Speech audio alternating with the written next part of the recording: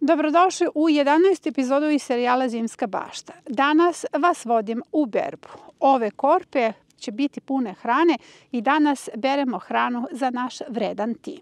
Danas je 10. novembar i ono što me posebno ushićuje jeste upravo ova bašta puna hrane. Jutro sam zalivala baštu, dohranila je kalijumskim đubrivom, o tome sam pričala u prethodnoj epizodi koja se bavila održavanjem zimske bašte i pregledam sve vreme listove, pregledam bujanje ovih biljaka i razmišljam o tome koliko sam srećna. Zapravo, sve bašte u okruženju su trenutno zaorane. Jedino je moja bašta puna hrane. A koliko je puna hrane vidjet ćete upravo sada kada zajedno budemo prolazili svaku gredicu, jer zajedno smo i posadili ovu zimsku baštu i kada budemo brali određene biljke. Naravno, zimska bašta treba da me hrani do aprila naredne godine, tako da berem samo onoliko koliko mi je potrebno i to je ono što sam zapravo tražila od ovog programa.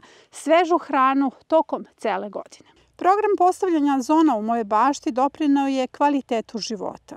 Više nisam isfrustrirana jer stalno kasnim. Konačno uvek stižem jer su mi ciljevi potpuno jasni. Zatim nemam gomile hrane s kojom ne znam šta ću, već uvek berem svežu hranu koju mogu uvek i da potrošim. Na osnovu ovog programa na edukativnoj platformi imam kontinuitet setve, sadnje i berbe. Dakle, berem svežu hranu tokom cele godine. Ali najvažnije je što je moja bašta pre svega zonirana. Zone su moje rampe i one su usput meni pomogle da imam jasno definisane ciljeve i aktivnosti u bašti. Jer ova ogromna bašta koju sada vidite mene uopšte nije namučila. Ja sam je postavljala na osnovu jasnog plana, a koji postavljam za svaku gredicu i jasno definisanih aktivnosti. Svi ti jasno definisani koraci u mom planu vodili su me do zimske bašte koju upravo gledate. Zimska bašta je ona bašta koja izdržava ekstreme jer sorte su izabrane po meri zime.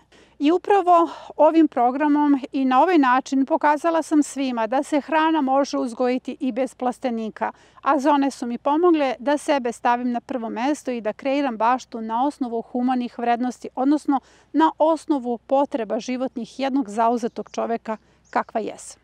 U bašti je trenutno izobilje. Zaista u bašti se nalazi sve ono što je potrebno da se čovek hrani tokom čitave godine. Jer sada ćete vidjeti kada budem radila berbu čega sve ima i čega će tek biti.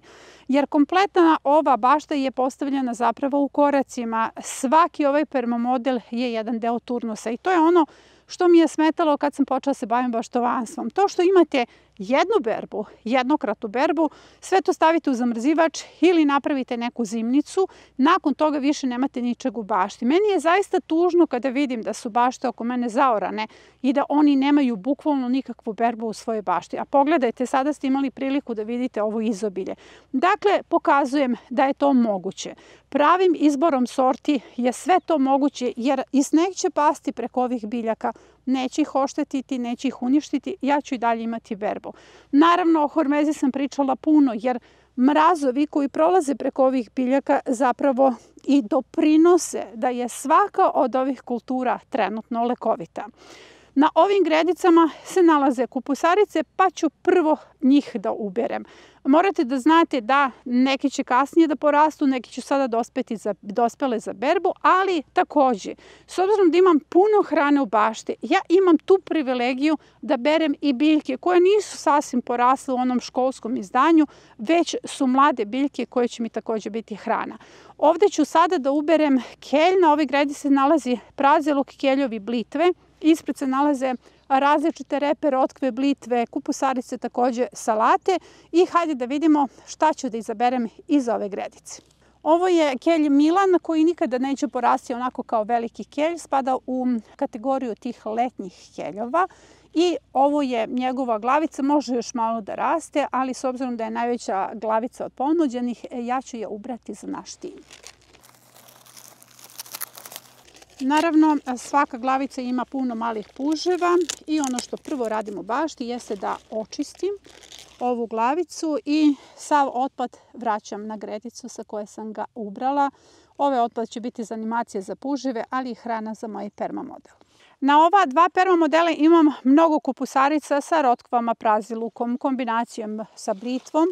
i one su kasnije posađene. One su presađene 15. avgusta, ali dobro sam nađubrila ove perma modele i već pristižu lagano za berbu, jer imam kupusarice koje sam na vreme presadila tamo negde 15. jula, dakle po programu počinjemo 15. jula sa presadnjom majskog rasadnika i već sam ih brala. Mogli ste da pratite da sam prve brokule ubrala 1.11.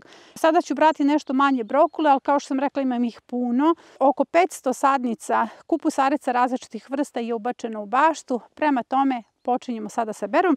Sad ćemo ubrati brokulu. Hoću da znate da kada je brokula u pitanju, čitava biljka je jestiva, ove drške su jestive, stavljate ih u juhe, čorbe, šta god spremate. Tako da ćemo i to da spakujemo za naš tim. Kada su u pitanju kupusi, već su počeli da se glaviče. Ubrala sam 3 mlada kupusa. Ja zaista volim da ih berem dok su mladi, zato što mogu jer ih ima puno. Sada ću ubrati ovaj kupus, a pored se nalazi posebna vrsta japanske rotkve. Ima, vidite, zanimljiv list i nju ćemo zajedno da uberemo. Dužina vegetacije je 120 dana, tako da za nju još uvijek ima vremena. Evo ga, lep, mladi kupus, taman za neko lepo varivo. Ova gredica je bila i rasadnik i nakon toga sam iskoristila za sadnju biljaka, a zaista ima svega. Da imate samo jednu ovakvu gredicu, vama je dovoljno da se nahranite, zato što ona ima i rotkve, kupusarice, praziluk, mrkvu, pogledajte tamo, različite vrste kupusarica, zatim repe i ovde se nalazi lisnati kelj, kelerabe i karfioli. Sa strane se nalazi takođe celer, blitva. Dakle, šta hoću da vam kažem? Ovdje sam brala i grašak, što možete da vidite na samoj sredini. Hoću da vam kažem da jedna gredica, ako je dobro organizovana, može da vam bude velika količina hrane. Zapravo sve ono što vam je potrebno da nahranite svoju porodicu, jer to se radi po sistemu manje je više. Ako imate dobru dinamiku, dobru kombinaciju, po tom sistemu sa manje prostora možete brati veću količinu hrane. I upravo želim da vidite na licu mesta kako to funkcioniše. Dakle, ja ću ovdje da uberem karfiol sada. Karfiol je još uvek mali, može još da raste, ali kao što sam rekla, meni se može. Ja imam jako mnogo karfiola u bašti i baš želim karfiolom za neku čorbicu da obradujem naš tim. Hoću da znate da su i karfiolu svi listovi jestivi, dakle kompletna biljka do korena je jestiva. Ubraću sada i ljubičasti kupus. Najveću grešku radite kod ljubičastog kupusa zato što ga posadite u decembarskom rasadniku. Uskoro nam ide decembarski rasadnik, pa zato skrećem pažnju, zato što je to jesenja sorta. I preko leta ne može da raste, ne može da napreduje, imate veliki zastoj, pa mislite da vam uzgoj ljubičastog kupusa ne ide. Zapravo u pogrešno vreme ga sadite. Ovo su kupusarice koje želim da uberem sada. Prokrilj još uvijek nije dospeo, kelerabe su male. Sada idemo na lisnate keljove i neke kineske kupusarice. Lisnati keljovi su vam biljke najisplativije u bašti, zato što 2 godine berete njihovo lišće. Ne morate ništa posebno da znate o njihovom uzgoju, zato što nisu komplikovane za uzgoj. Potrebno je samo da ih posadite i onda da redovno berete lišće i lišće možete da koristite na različite načine. Recimo, ja ne mogu niti jednu čorbu da zamislim bez lišća. Ovo je još jedna vrsta lisnatog kelja, spremanje za berbu. Imam 6 različitih vrsta keljova zato što obožavam njihovo lišće. I kao što sam rekla, to vam je najisplativija biljka, čitavu zimu berete, a onda nastavite da berete i naredne sezone. Sada ću vam ubrati pak čoj i tamo ćete vidjeti kako izgleda pak čoj kada je spreman za berbu. Moram da vas upozorim da postoji mnogo sorti pak čoja, ja ih imam 6 i potpuno različito izgledaju, tako da ako ovo ne liči na one koji ste vi posadili, to znači da je potpuno drugačija sorta. Ovo je jedna sorta pak čoja i potpuno je zreo upravo sada za berbu i najukusniji. Evo ga, vidite kako je lep. Zove se baby pak čoj. Ovo je još jedna sorta pak čoja koja se bere upravo ovako kao što vidite. Ima više izdanaka sa strane, vrlo brzo procveta i vi njega berete tako što krene ova cvetna stapka. Dakle, ovo je sada za berbu. I vidite, ostalo mi je još njih i također ubraću ovaj bokor. Želim da vidite kako se on nekako bokori sa više strana. Zato što želim da vidite da ima mnogo različitih sorti Takođe ću i ovaj ovde da izrežem i vidite, ostalo mi je još. Ostalo mi je za berbu 1, 2, još 2 komada. A ispred mene nalazi se brokoleti. Sada želim da vidite kako izgleda školski primer brokoletija pre nego što ga uberete. Dakle, ta kultura vas prilično zbunjuje zato što je nova za vas. Ne znate kako se uzgaja, kada je spremna za berbu, na koji način da se uopšte ophodite prema njoj i sada ćete to da vidite. Inače, kultura ne podnosi visoke temperature, možete uzgajati samo sada u zimskoj bašti i sada ćemo da uberemo brokoleti u svom školskom izdanju. Ovo je brokoleti, vidite kako je razvio malu glavicu, odnosno mali cvet. To je pre svega cvet kao brokula, neće više rasti i ono što ću ja da uberem jeste ovo, središnji deo. Dakle, neću čitav brokoleti da uberem jer on će dalje da raste iz ovih izdanaka. Ubrala sam dakle samo jednu stapku. Na ovoj poziciji možete da vidite najveću prednost zonirane bašte. Iza mene nalazi se bašta koja je ostala iz prethodnog stanja. Ne moram ništa da radim, ne moram da sređujem. To trenutno nije moja aktivnost, dok je zimska bašta potpuno sređena. To je to što je meni uštedelo snagu. A na ovoj gredici se nalazimo zato što tu imam kineski kupus. Rekla sam da ćemo brati kineske kupusarice. On nije spreman za berbu zato što će on tek da se glaviči. Ali ako imate dosta kineskog kupusa, znajte da možete da mu skidate bočne listove, jer to se radi jednako kao kod kupusa i onda se on dalje glaviči. Ispred se nalazi kineski kelj kailan. O njemu sam pisala u nedeljniku broj 56. To je kultura koja me posebno oduševila i sada ćemo zajedno da uberemo jedan. Dakle, on raste slično kao brokoleti. Iz centra izlazi ta neka stapka, odnosno drška na kojoj se nalazi mali cvet. Nalazi se upravo ovde i sada ćete izbliza da vidite kako on izgleda. Jako je sočan, ukusan, pokazivala sam vam u prethodnoj epizodi, ali evo sada ću pred vama i da ga uberem. Kineski kelj kailan bere se do ovog dela, dakle nećete ga ubrati u podnožnju, zato što će iz ovih bočnih listova ponovo da pusti ovakve drške, odnosno cvetne stapke. Sa kupusaricama sam završila, hajde sada da beremo salate. Nekoliko vrsta tih klasičnih salata na koje ste navikli nalazi se u bašti. Počinje i berba radiča. Ove sezone imam samo 2 sorte radiča. Vidite kako je lep. A druga sorta je radič meduza. Ovo je zeleni amsoj.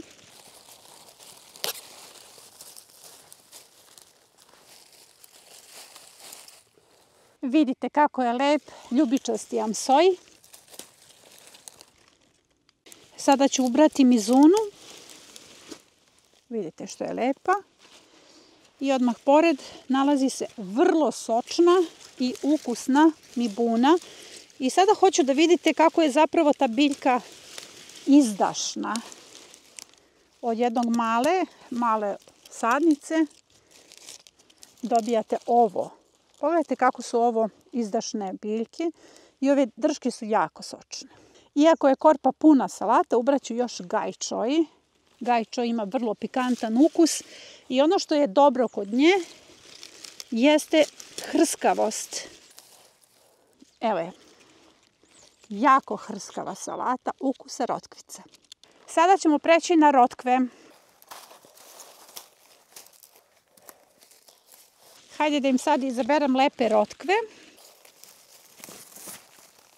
Ova nije još spremna, da vidimo.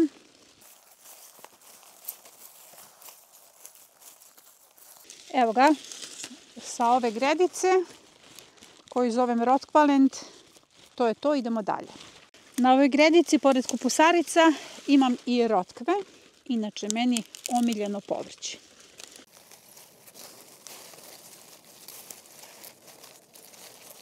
Crna rotkva.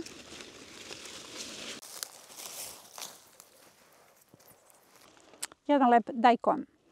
Ovde se nalazi misoto red, crvena rotkva. Vidite kako je lepa. Ubrala sam i celer, mrkve. Ova mrkva posejana je 1. avgusta. Svaki dan sam je zalivala i pogledajte rezultat. Raziluk mlad je, može još da raste, ali ja ću ga ubrati jer ga ima puno u bašti. Ostalo mi je da uberem blitvu i spanać i da izvadim nešto krompira. Kada je u pitanju blitva, vi ćete brati listove. Ja imam dosta blitve, oko 400 sadnica i moram da oslobađam prostor, pa ja režem ovako iz korena. Dakle, ako imate mali broj sadnica blitvi, nemojte to da radite. Vidite kako ima puževa puno. Ja ću im pokloniti ovakav čitav bokor, liči na mizunu, možete da vidite koliko podsjećaju te dve biljke, ali kao što sam rekla, vi samo probirite listove. Po našem programu svi ste dobili signal da posadite krompir koji ćete vaditi kao mlad za Novu godinu i sad želim da vidite u kom je statusu taj krompir. Naravno, imamo mraz svako jutro, cima je oštećena i kada imate ovakvu cimu, samo je ostavite jer dokle god ona može da funkcioniše, a krompir će rasti, ali hajde sada da provjerimo šta se nalazi unutra. Evo ga, već imam ovako krupne plodove, neću da izvadim, hoću da vadim to za Novu godinu, ali evo ovaj sam izvadila, dakle već je krupan mladi krompir, imam ga u 4 reda u bašti. Sve ovo stalo je u 4 korpe. Napunila sam svoje korpe. Berba je za sada završena i ova epizoda je završena. Nadam se da vam je sve ovo bilo od koristi jer ste vidjeli čega sve ima u zimskoj bašti. Jer ako ove godine niste postavili svoju zimsku baštu, razmišljajte o tome u narednoj sezoni. Ova hrana ide za naš mladi tim koji se u protokom periodu pokazao kao vrlo efikasan jer ovo je bilo turbulentno vreme za trag biljke. Bilo je u prodaji naš projekat Bašte za kontinenta. Prodaja je završena, trajala je 35 dana, a mladi tim je ispisao jednu važnu priču: ko tebe kamenom, ti njega hlebom. Pokazali su vrhunac solidarnosti i tolerancije. Zato su zaslužili da budu nagrađeni. Ja vas pozdravljam. Do naredne epizode.